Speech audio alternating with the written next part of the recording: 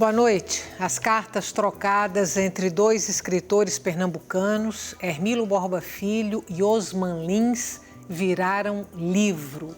Esta novidade literária chega ao público juntamente com duas reedições que envolvem a obra desses dois autores. O romance H, de Hermilo, e os casos especiais escritos por Osman Lins. E esse é o tema de hoje do nosso programa. Participam o Wellington de Mello, escritor e editor da Companhia Editora de Pernambuco, Adriano Portela, jornalista e pesquisador da obra de Osman Lins, e também o dramaturgo e professor da UFPE, Luiz Reis. Boa noite. Boa noite. Boa noite. Muito grata pela presença de vocês hoje aqui no Opinião.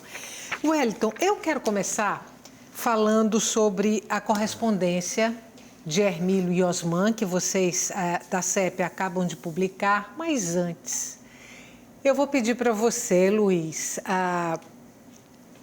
dar para Hermilo Borba Filho um lugar na literatura brasileira e depois você dá um lugar para Osman Lins na literatura brasileira e aí a gente começa.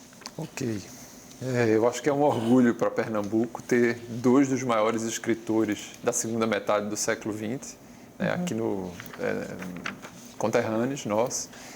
Hermilo, que é a parte que me cabe, né? Você vai fazer, Adriano vai falar melhor de Osman. Hermilo é um escritor personalíssimo, né? Como todo grande escritor, criou um universo dele, né?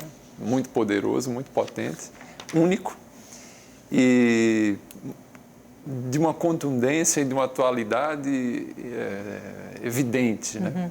Então é uma alegria a gente receber H, que é uma das últimas criações de Hermilo, né? E um romance especialíssimo na forma, no conteúdo, em tudo que ele significou no começo dos anos 70.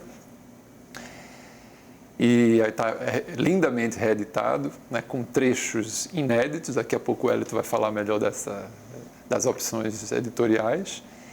E é esse homem genial, que de alguma forma ficou muito mais conhecido pelo trabalho dele no teatro, né, enquanto vivo, mas que deixou aí uma obra literária extraordinária. Não só as peças, mas sobretudo as novelas e os romances, né?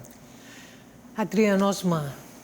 Osman era um apaixonado pela palavra, um experimentador, tanto que o livro dos casos especiais vem mostrar esse outro Osman Lins. Tem o Osman Lins romancista, contista, o Osman Lins do teatro. Estava faltando mostrar massivamente o Osman Lins da televisão. Então, é um homem que flerta com a cultura de um modo geral. E amigo de Hermilo Borba Filho. Então, eu acho que os amigos concordam, foi uma sacada muito boa da CEP fazer esse lançamento das cartas e o romance do Hermilo e os casos especiais do Osman, conseguiu agregar tudo isso e a gente poder estar aqui hoje, né, nesses tempos, massificando esses autores, eu acho muito importante. Wellington, quantas cartas a gente tem aqui nesse livro? 109... Osman e Hermilo, correspondência. 199 cartas. Eles trocaram ao todo 200 cartas, 200 e poucas cartas. Algumas não ficaram ausentes, né, porque se perderam.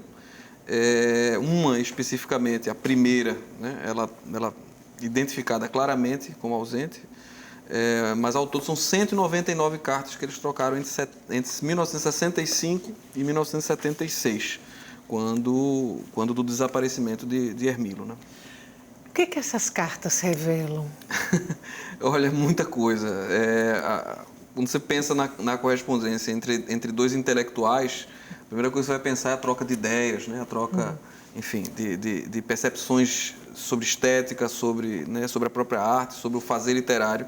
Mas tem de tudo, né? Desde discussões sobre as angústias pessoais deles, questões familiares vão aparecer também, fofocas, naturalmente, no meio cultural. Então você vai ver reclamações de editores, são sempre pessoas horríveis, os editores são pessoas horríveis, né? Segundo os dois. Reclamação sobre às vezes, resenhas negativas que surgiam, leituras que apareciam, ou negativas de originais, a dificuldade de traduzir, a dificuldade de fazer com que a obra circulasse, tudo isso vai aparecer. E, claro, bastante sobre a vida política, a vida cultural desse período, né, que corresponde, naturalmente, aos anos da ditadura, né, militar. É isso que eu ia trazer para vocês dois.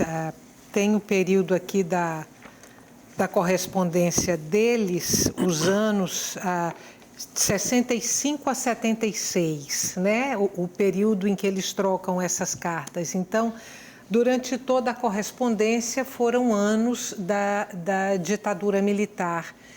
De que forma esse contexto sociopolítico reverberou na produção dos dois escritores e nas relações de Hermílio e de Osman com o mundo? Eu acho que quem quiser entender o Brasil, né, no final dos anos 60, começo de 70, deve ler esses dois autores. Né?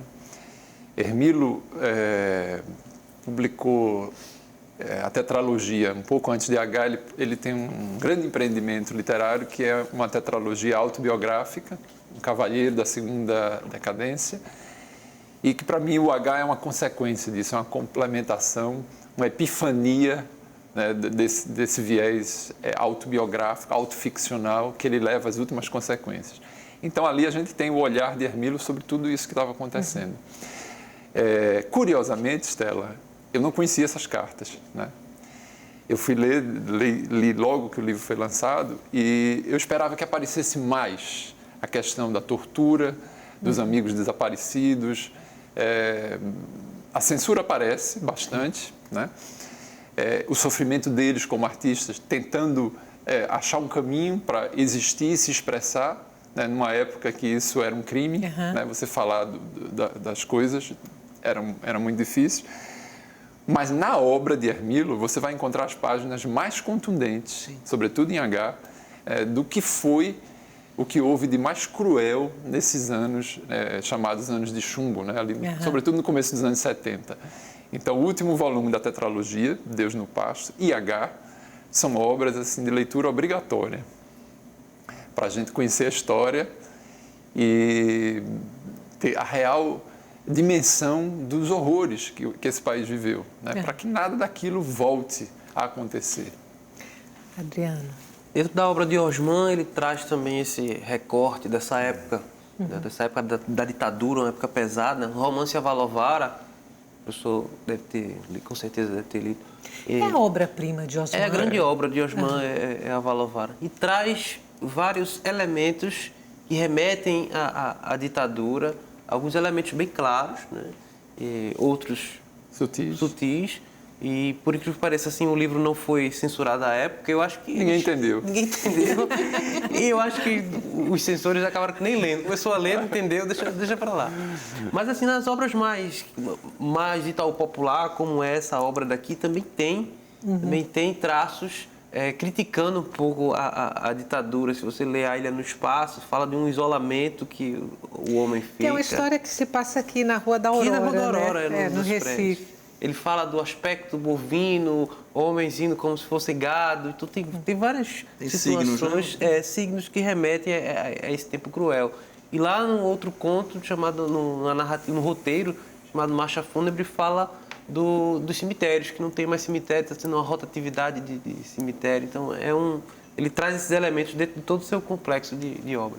Wellington, essas cartas foram garimpadas como e onde? Essas cartas elas estavam depositadas em dois lugares, né? No IEB da USP e na Fundação Casa Rui Barbosa. O Zé Almino Alencar, que era presidente da fundação, acho que em 2010, fez uma provocação ao professor Anco Márcio,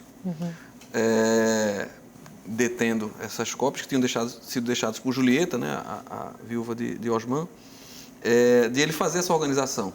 Mas aí Anco esperou ter a autorização das famílias para poder tocar adiante esse projeto. E aí, desde então, ele vinha organizando, né? No ano passado, ele nos procurou a Companhia Editora de Pernambuco, oferecendo o projeto. E aí ele já havia feito essa organização, o professor Anco Márcio Tenório. E aí ele fez, dentro desse trabalho, existiu um primeiro trabalho, que foi a digitalização das cartas, que teve apoio de vários alunos, inclusive, que são citados no livro. E um segundo momento, que é da identificação, né,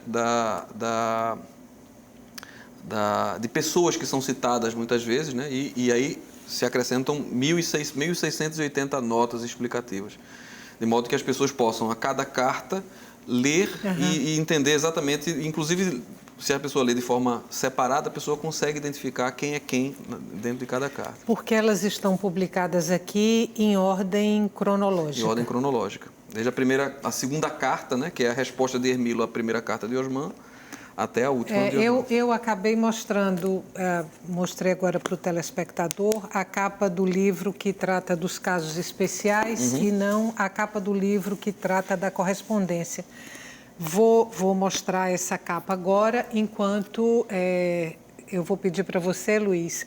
Eu não deu tempo, não pude ler aqui a correspondência de Osman e Hermílio, dei uma passada rápida, mas vi que eles aqui tratam também do teatro. E algumas vezes com pontos de vistas diferentes.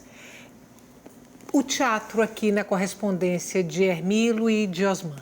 Aparece bastante. Os dois são homens de teatro, né? A contribuição de Osman para o teatro, ela ainda não foi devidamente absorvida no Brasil, né? Você é um apaixonado pelo teatro dele, total, não é? Nós somos, né, Estela? Nós fizemos juntos o Alto do Salão do Automóvel. E é um dramaturgo, eu sei que essa é uma expressão às vezes meio pedante, mas muito além, ninguém está além do seu tempo, né? Mas ele parecia que estava. Eu digo isso porque a dramaturgia que ele fez me parece muitíssimo a dramaturgia do século XXI, sobretudo na Europa. A gente acabou de ter um prêmio Nobel polêmico, né, para o austríaco Peter Handke, que faz uma dramaturgia muito parecida com a de Osman ali nos anos 60. Aparece bastante e para mim foi muito interessante ver os diálogos, né, e confirmaram algumas intuições que eu tinha, né, do que Osman quer no teatro e o que Hermílio queria. Não era convergente. Tanto é que a experiência de montagem do Alto do Salão de Automóvel no TPN foi muito traumática. Mas que não foi dirigida por Hermílio? Não foi, mas por acidente. Porque o projeto era todo de Hermílio e nas cartas revela bem assim que Hermílio nunca se entusiasmou muito por aquilo. Porque o teatro de Osman queria o texto em cena. Né? Ele queria um novo textocentrismo, a literatura em cena. Ele queria um dispositivo para mostrar o texto. Assim que ele diz no Guerra Sem Testemunha. Hermílio queria o teatro total, a festa, o Bumba Meu Boi. Né? O texto, sim, como um elemento primordial, mas o texto na festa, né? Com todos os outros elementos. Isso era um ponto de divergência entre eles. Agora, são dois homens de teatro que amaram o teatro, se preocuparam com o teatro. E tem uma coisa que Osman fala que para mim foi muito revelador assim, na carta, a crítica que ele faz à literatura de Hermílio autobiográfica, e isso me fez pensar como a literatura de Osman também é autobiográfica.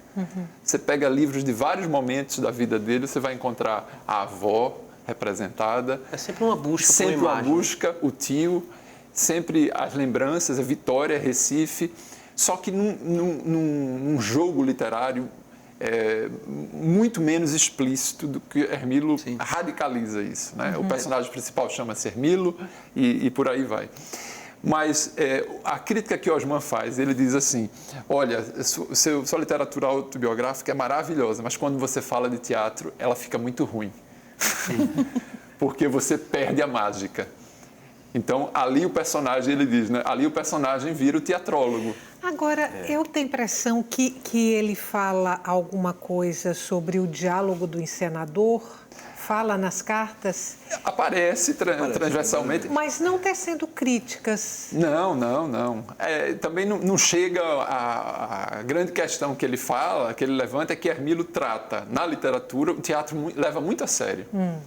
Tudo mais ele ficcionaliza com liberdade, menos o teatro, Osman diz. E é verdade. E nessas duas cartas, como eles se, ao mesmo tempo que um critica o outro, como eles se respeitam, não é? Nessa carta do teatro que Osman fala, não precisa estar montando os clássicos, deixa os clássicos, aquela briga toda. E no final, Hermílio faz uma carta belíssima lá, explicando todo o conceito. Aí Osman diz, poxa, como a gente consegue divergir tanto e se entender, se respeitar, e como foi bom esse diálogo, essa briga, né? Essa discussão do teatro. Vamos fazer um intervalo curtinho. Não saia daí, o nosso intervalo é curto, você sabe disso. E o tema de hoje do nosso programa são dois escritores pernambucanos, Hermílio Borba Filho e Osman Lins, que ganharam novas publicações pela editora Companhia de Pernambuco. Até já.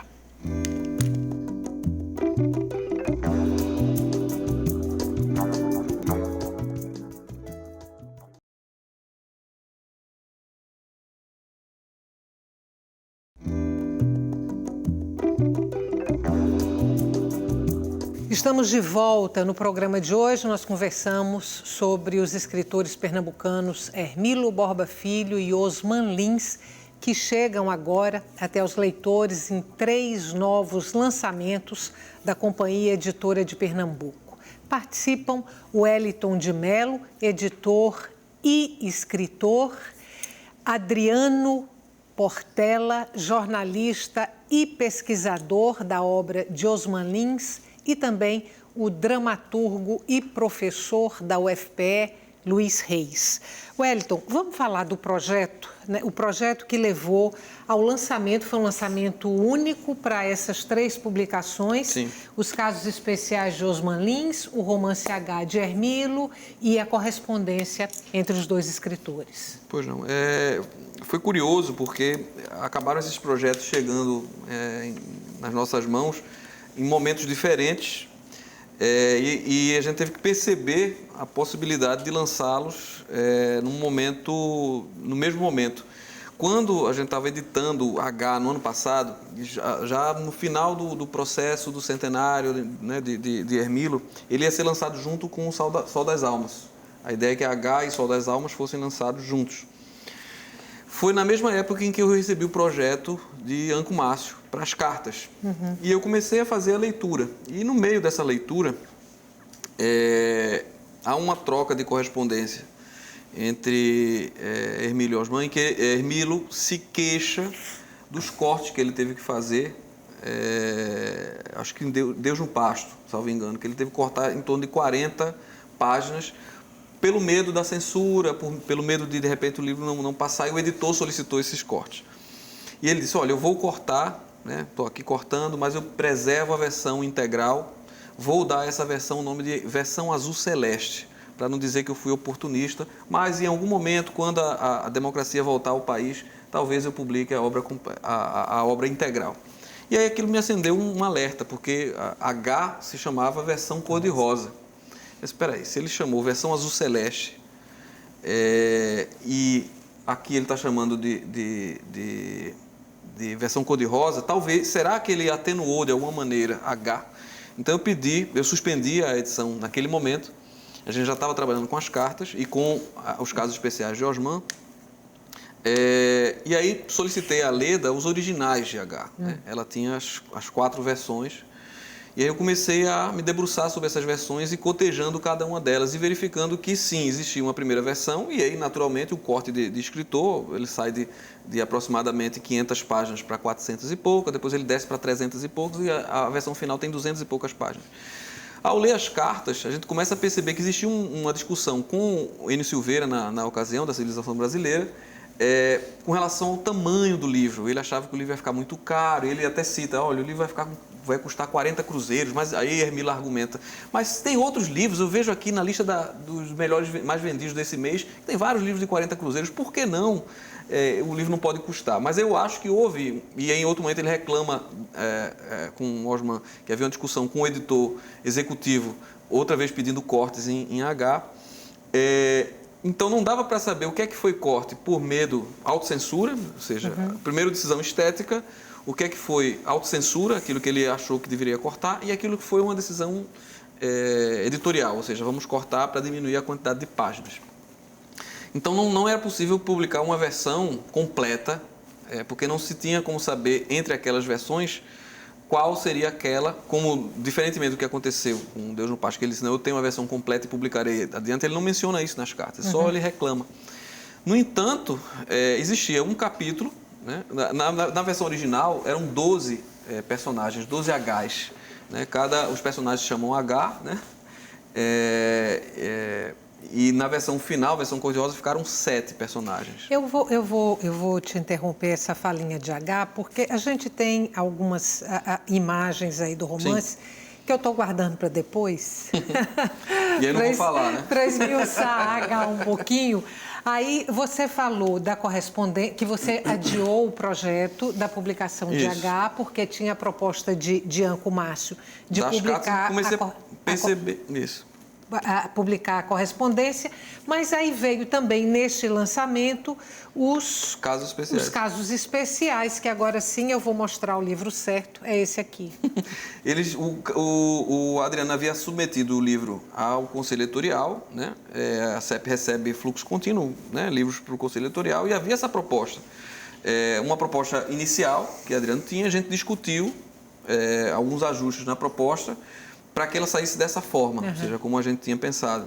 A organização, por exemplo, de ter um ensaio de maior fôlego no começo e ser anotado, ou seja, com as notas, assim como a gente tinha as notas das cartas, também transformar o texto mais longo em notas para que o leitor pudesse acompanhar o texto de maneira mais fluida e voltar às anotações para, enfim, sair cotejando. Quando a gente viu que tinha 3 livros, né, H, as correspondências e os casos especiais, a gente percebeu que, na verdade, esse lançamento não poderiam acontecer separadamente e se organizou para que isso fosse feito em conjunto, né?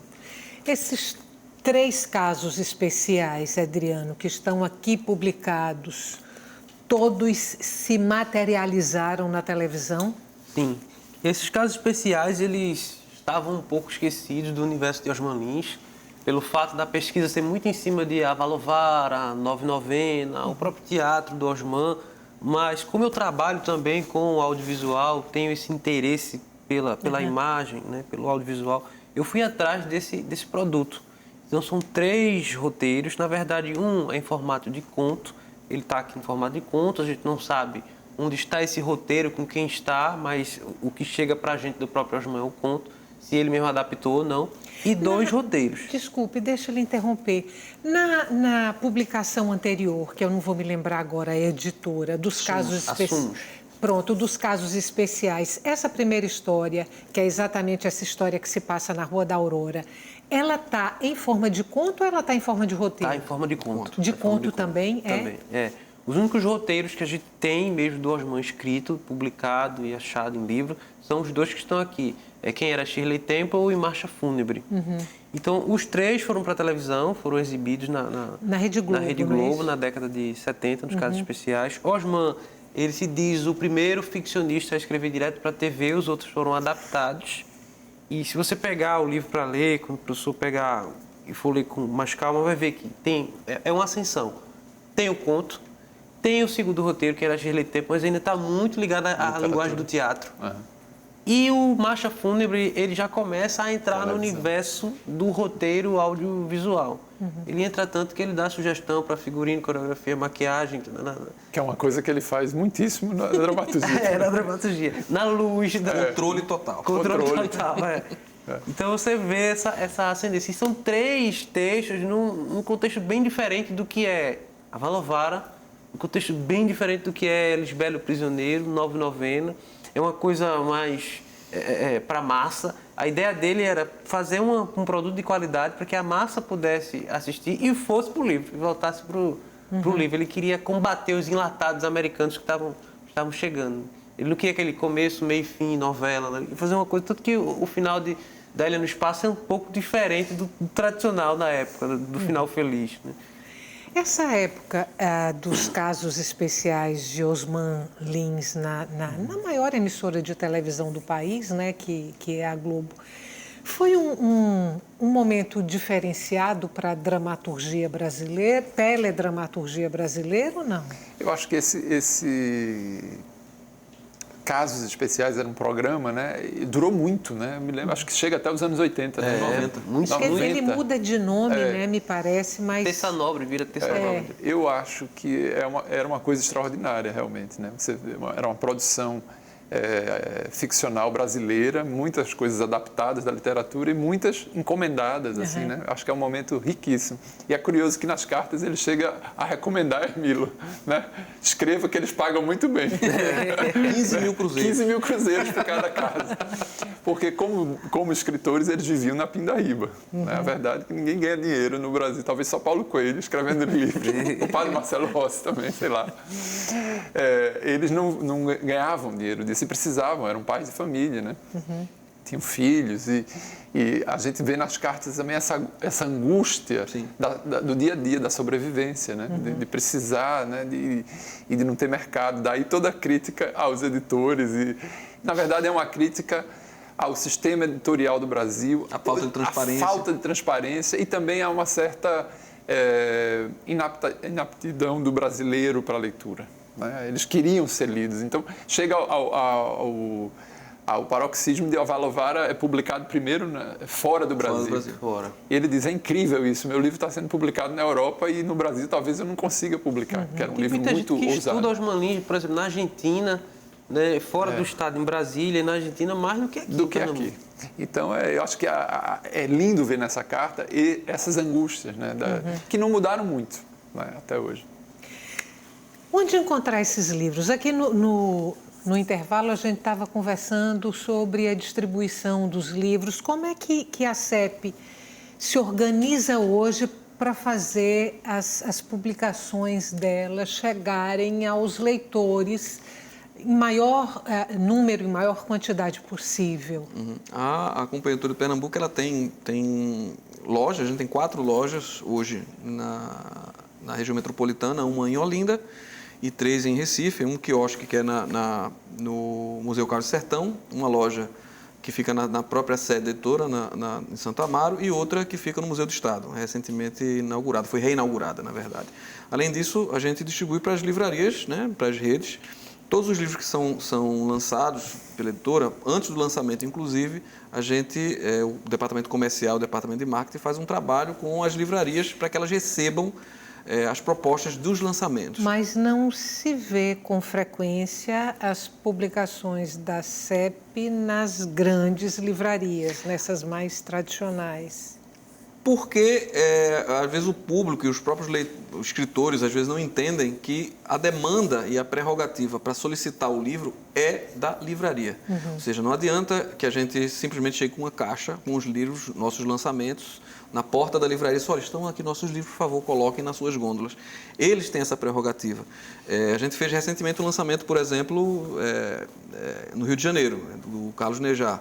Na travessa de Ipanema estava na gôndola de história vários livros da Companhia Editora de Pernambuco. O Barléu estava lá, o que foi lançado no ano passado, o Diálogo da Grandeza do Brasil, que foi lançado esse ano, já estava lá.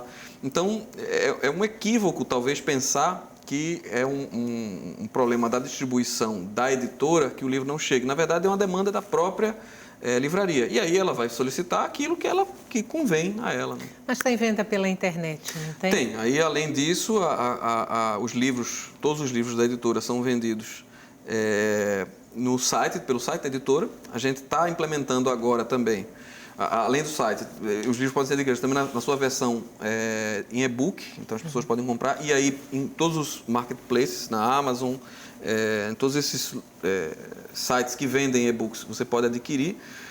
E a gente está também agora com um projeto de trabalhar com os marketplaces, que eu acho que é o futuro um pouco dessa distribuição digital, que é a venda do livro físico, mas em lojas virtuais. Ou seja, a pessoa pode comprar em qualquer local do Brasil e essa distribuição ela é feita de maneira terceirizada. Ou seja, o distribuidor adquire esses livros, ele fica no seu estoque e quando o pedido chega, por exemplo, das lojas americanas ou de qualquer outro marketplace, ele é enviado para o consumidor diretamente, sem a mediação da editora. É um projeto que eu acho que agora, para 2020, a gente já deve estar implementando.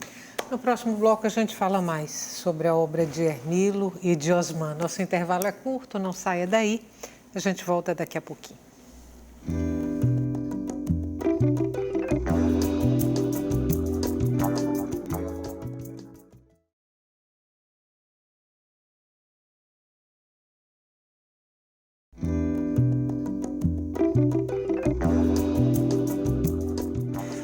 Estamos de volta para o terceiro e último bloco do Opinião Pernambuco. Participam hoje do nosso programa o Wellington de Mello, escritor e editor da Companhia Editora de Pernambuco, Adriano Portela, jornalista e pesquisador da obra de Osman Lins, e também o dramaturgo e professor da UFPE, Luiz Reis. Nós conversamos sobre dois escritores pernambucanos que são referência na literatura brasileira, Hermílio Borba Filho e Osman Lins. No bloco anterior, a gente estava falando dos casos especiais de Osman Lins, escritos para a televisão. Osman chegou na televisão, chegou depois no cinema. Hermílio? Muito pouco. Acho que tem uma reserva hermiliana que precisa ser explorada no audiovisual. Que eu tenho a notícia, acho que a Rede Globo aqui local fez o Almirante, um conto de Hermílio, você lembra? Há uns 15 anos. E eu sei de notícias, por intermédio de Leda, a viúva dele, de que há um interesse, né, de algumas produções a partir de outros contos dele, que estão aí em projeto. Mas, poxa, né, como tem material aí para ser explorado. Esses casos especiais são a produção de Osman para a televisão? Eles totalizam a produção dele para a televisão? Ou tem coisas que ele escreveu e que não foram exibidas? Bom, em relação... Tem uma novela, não tem? Tem o Fiel e a Pedra, que passou na TV Manchete. Que, na verdade, foi uma adaptação, né? Adaptação da obra do Osman Lins. Ele escrevendo para a televisão, são esses 3 casos. Acredita-se que a gente acha, né, uma possibilidade de que ele iria escrever mais, não fosse a vida que terminou, né? Foi impossibilitado de escrever. Pelo menos em conversa com as filhas e com alguns pesquisadores, a gente acha que ele iria continuar escrevendo outros produtos para a televisão. Mas em termos de audiovisual, no geral, a gente tem o Fiel e a Pedra, que foi na TV Manchete. Eu fiz um contato também para saber se tinha essa novela completa, mas o episódio estava esfacelado, tinha a novela estava esfacelada, tinha uns 5 episódios só. 5 episódios partidos, assim, não me interessava no sentido não representava o todo. E a gente tem a Lisbela e o Prisioneiro, que foi o filme, e a minissérie e o filme. A obra dele mais conhecida, né? No teatro, e que virou uma minissérie na televisão e que chegou no cinema. Na verdade, quando a gente fala Osman Lins, aí eu tenho que dizer para a massa, de Lisbela e o Prisioneiro, a pessoa fala, eu conheço bastante. Aí para aí, Lisbela, para no ar. Como aquela música que o cantor nunca quer cantar, né? Porra, estão pedindo de novo essa para tocar. Toca essa música. Tipo na Júlia de Los Hermanos. Toca na Júlia.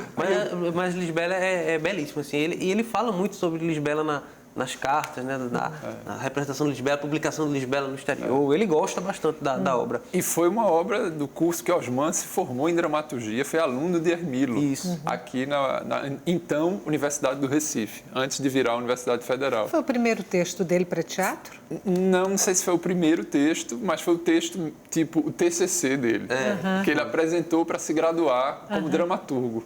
Ele é um dos únicos graduados nessa habilitação de dramaturgia. Só terminou ele na turma? Só terminou ele. E é engraçado que a correspondência começa justamente ele cobrando o diploma, né? Isso. Olha, dá para mandar o diploma. Dá para mandar o diploma. A correspondência é iniciada dessa forma, né? Inclusive, eles não estão tão íntimos no começo. E aos poucos... Era uma relação de professor e aluno. Isso se percebe nas cartas. Esse curso era na Escola de Belas Artes? Sim. E Hermílio era professor? Professor. Hermílio, Ariano, Gastão de Holanda, Joel Pontes, um timaço. Então você vê que era um homem que teve contato com a melhor e a mais profunda discussão sobre dramaturgia e literatura dramática.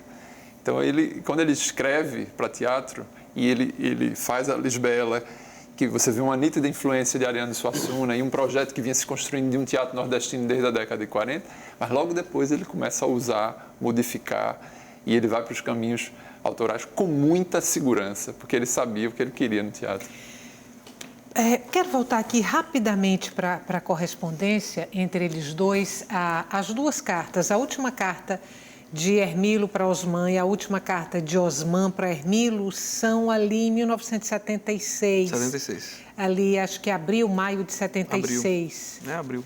São as últimas cartas que vocês, que Anco Márcio, no caso, conseguiu garimpar, ou são, de fato, as últimas cartas trocadas entre eles? São as últimas cartas trocadas, efetivamente. Porque logo depois, 2 meses, talvez depois, Hermílio viria a morrer. Então, ele não chega a responder essa carta. Então, aquilo que é curioso é que a primeira carta, ela não aparece, né?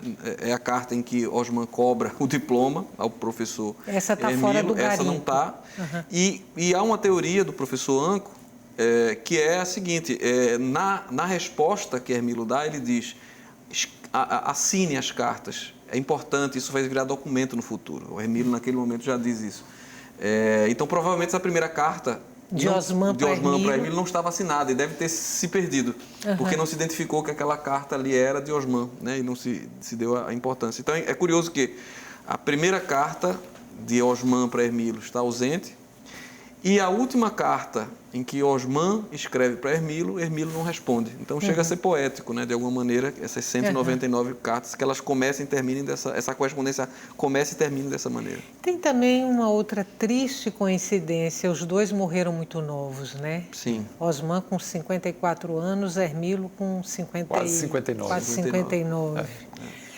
Bom, vamos falar um pouquinho de H, que a gente está no último bloco. Aí eu vou te perguntar se H, sim, é o romance mais festejado de Hermílio. É curioso que durante essa correspondência, Osman está fazendo a Valovara, Hermílio está fazendo H, os dois trocam sugestões e comentários. São 2 obras ousadíssimas, né? Que deram rumos até então impensados assim, para a literatura da década de 70. Talvez, certamente, não é a minha obra favorita, mas eu acho que é a obra mais instigante da literatura, né? mais experimental, mais ousada, e que os dois fizeram nessa época. Eu acho até que havia uma certa competição. É curioso, porque não é? A Valovara é de 73 e H é de 74. 74. Dizer, acho que eles tinham noção que estavam fazendo algo muito sofisticado para a época, que eles estavam dando um passo muito ousado. Dionisíaco, Hermílio, então é aquela escrita que flui, explosiva, viscosa, sanguinolenta, exagerada, e o outro contido, né? Aquela coisa da métrica, Apolíneo, todo controlado, mas todos os dois radicalmente corajosos, ousados. A disputa foi bom para a gente. Bom para a gente. Vocês, na edição da CEP, incluíram um último capítulo que não tem na versão cor-de-rosa, essa é a que vocês chamam de versão vermelha. Isso. E vocês reproduzem aqui os originais datilografados por Hermílio Borba Filho, é isso? Eu vou, inclusive, pedir para a produção do programa, acho que a gente tem imagens dessas páginas datilografadas. Como é que foi essa escolha?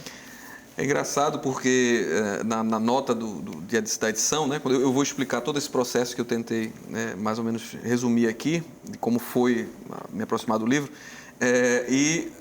no final eu digo que se eu tivesse sido editor dele em 74, eu não sei se eu teria coragem de propor que se chamasse versão vermelha, né?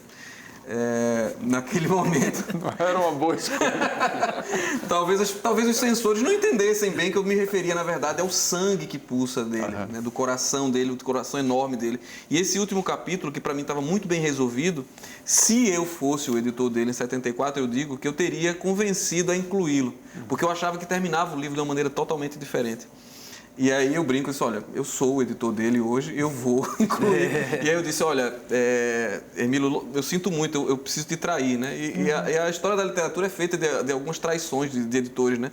O Max Brod, que é o editor de Amigo, né? E que acabou sendo editor de Kafka, o traiu rotundamente, né? Então, assim, essa traição traz, eu acho, à luz esse último capítulo, que é um dos Hs que tinham sido suprimidos da versão cor-de-rosa, em que ele ficcionaliza a cirurgia cardíaca que ele teve que se submeter em 1970, 71. 71, eu acho.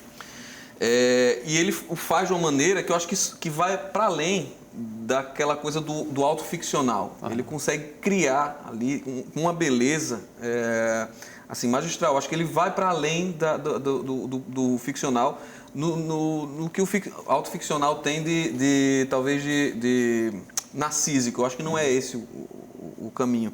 Ele consegue criar a partir da vida dele, ele se coloca como homem no livro, e essa é uma crítica que é engraçada nas cartas. Osman faz, você se coloca muito como homem na sua literatura, você não renuncia a se colocar, né, no livro. E eu acho que esse é o trunfo, talvez, de Hermílio, esse se colocar inteiro mesmo na literatura. E aí a gente fica muito feliz assim, com o resultado dessa edição. Se tiver mais uma carta, no caso psicografada, ele vai meter o pau no editor agora. Mas ele já tinha uma visão um pouco, né, preocupante dos editores, então... O quanto desse autobiográfico na produção de Hermílio é literatura pura, literatura genuína, que eu... Ok, ótima pergunta. Eu acho que não tem literatura que não seja autobiográfica. Eu comecei dizendo isso, né, que os dois são muito autobiográficos. Na verdade, toda literatura parte não tem como. Daquele ser humano diante do mundo, se colocando diante do mundo. Alguns resolvem assumir isso radicalmente, como é o caso de Hermílio, e poetizar isso, né? Explodir isso em energia criativa, que não é um processo que João Mar Muniz de Brito chamaria de egolombra. Não é, porque é dilacerante o que ele faz com ele mesmo. Chega a ser, às vezes, cruel, assim, o grau de exposição que ele tem. Não quer aparecer bonito na fita, nem quer lacrar. Porque tem uma literatura mais moderna, autobiográfica, que a pessoa fica, né, muito bem, né? Ele fala de coisas assim, muito duras do ser humano. Então é um processo muito bonito. O Osman tem toda essa base autobiográfica, mas o filtro poético, literário é muito mais fechado, né? É muito mais opaco. Mas está lá também. Então, são duas experiências literárias fascinantes, assim, que todo mundo deve ler. E parabéns à CEP, né, por ter prestado esse serviço. Parabéns ao professor Anco Márcio Tenório Vieira, trabalhou muito para que esse livro saísse. E é uma felicidade. Convido todos a essa leitura. Adriano, até essas publicações aqui da CEP, como é que andava aí no mercado a produção de Osman Lins? Osman, até antes da CEP, vinha um pouco esquecido no mercado, não teve mais reedição. A gente tem alguns livros acadêmicos sobre o estudo do próprio Osman Lins, eu participo de alguns, um grupo de pesquisa lá da professora Elizabeth, que a gente falou em Brasília. Elizabeth Yazin tem uma produção vasta sobre a pesquisa do autor, mas o texto do autor no mercado, a gente estava com essa deficiência. E agora a gente consegue. Eu encontrei com um amigo jornalista semana passada. Esse rapaz, comprei o livro, estou lendo, ganhei o livro, estou lendo, estou gostando, já li ele no espaço, me identifiquei. E é uma felicidade, essa felicidade que a gente vai encontrar em um dos movimentos aqui na cidade que eu passei, caminhando, eu vi uma pessoa encostada, uma adolescente encostada perto da biblioteca do estado, lendo um livro de Gilvan Lemos, que foi uma das reedições que a CEP fez junto pernambucano, muito importante aqui também. E quando você falou sobre que era muito querido por Hermílio, eu acho, os dois. né? Os dois. Ele aparece na capa, São né? citados bastante. São citados. É de Vitória também, Gilvan? Não, é São Bento. São Bento. Quando você falou sobre a questão da imagem e tudo, eu peço também permissão para anunciar. Eu só anunciei para os amigos, assim, não falei em mídia nem nada, que a gente está planejando um longa. Eu vou estar lançando um agora, mas já está planejando um segundo longa, que será sobre uma obra de Osman, que é o Retábulo de Santa Joana Carolina. Sim, um documentário? Não, ficção. Uma das 9 narrativas que tem de 9 novena. A gente tem 1 minuto para fechar o programa. Eu só vou pedir aí, se tiver fácil, para a gente mostrar imagens de um capítulo do livro H, que é o capítulo em quadrinhos, são ilustrações de Zé Cláudio, não é isso? Grande artista plástico, pintor, desenhista, escultor pernambucano, amigo, irmão de Hermílio. E ali era uma tentativa de passar o horror da tortura, né, por meio dos desenhos. E é também uma experiência muito radical de literatura. Bom, fiquei devendo as imagens, E essa capa, as imagens do capítulo. A capa é a capa recuperada de uma ilustração de José Cláudio, de Zé Cláudio. De Zé Cláudio também? Pronto, as imagens. Pronto. Olha aí as imagens. Muito obrigada, mais uma vez, pela presença de vocês hoje aqui no Opinião Pernambuco. Parabéns para a CEP. E para você que está em casa, muito obrigada pela companhia até agora. Até o nosso próximo encontro.